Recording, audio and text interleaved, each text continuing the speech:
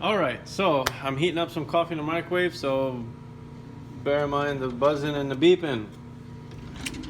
And then today I'm making my sugar-free vanilla ice cream for my vlog. I just did an unboxing of the blending bowls, so check that out. And I'll be using those for the, for a little while and do a review on them. But I'm still doing the 90-day challenge of the S50, and so far everything has been working absolutely great. Couple of snafus here and there, but that's not machine's fault. That is totally my fault because I am a buffoon in the kitchen. And sometimes I wing it, and when I wing it the wrong direction.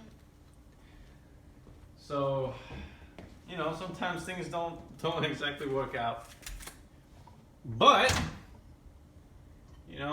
that's life. And I usually get to fix my recipes. So if I mess something up, I either just compromise and just say, I'll take it that way, or I'll make a small change and fix it. Yeah, there we go. Got my whey in there, vanilla extract,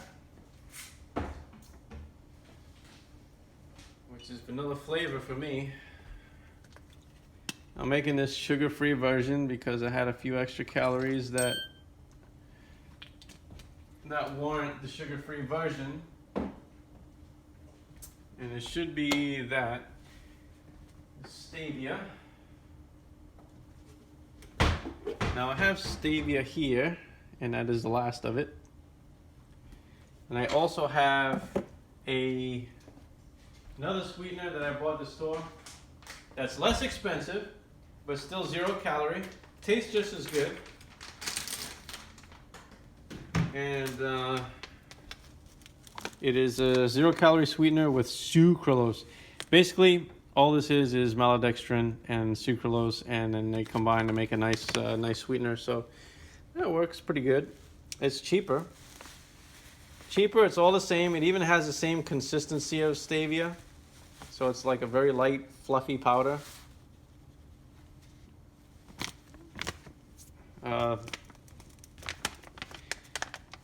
These things, they're perfectly safe. There's no mystery behind it with the whole, potential for cancer and all that. So that was some kind of internet hoax that came about and never went away. So, people still believe that shit. Come on now. It's FDA approved, all this stuff, so don't worry about it.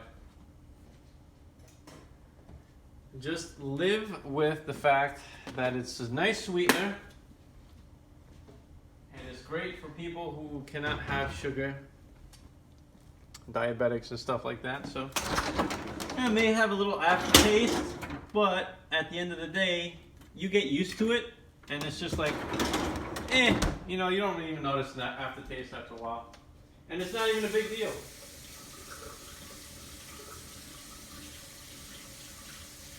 Trying to thaw out these ice cubes.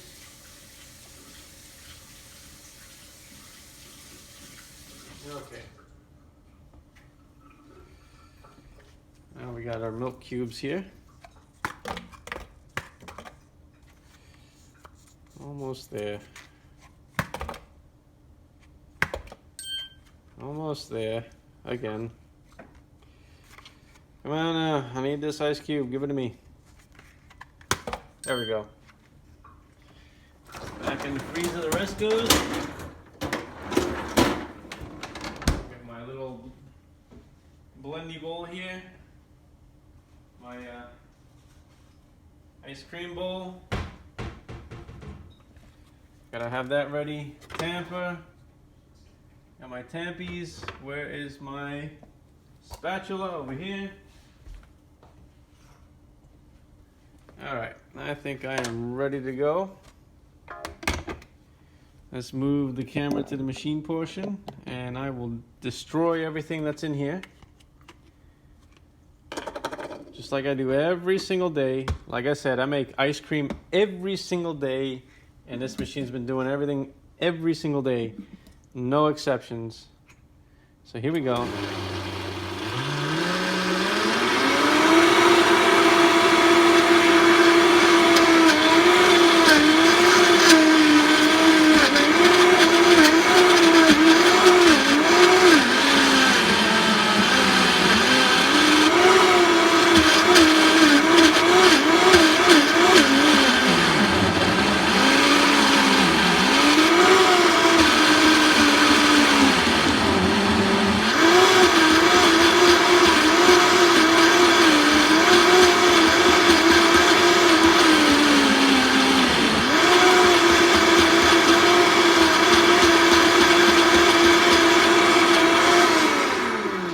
Done.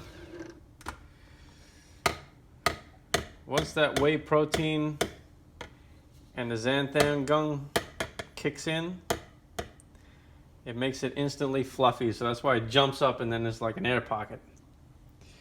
All right, let me clean this up a little bit.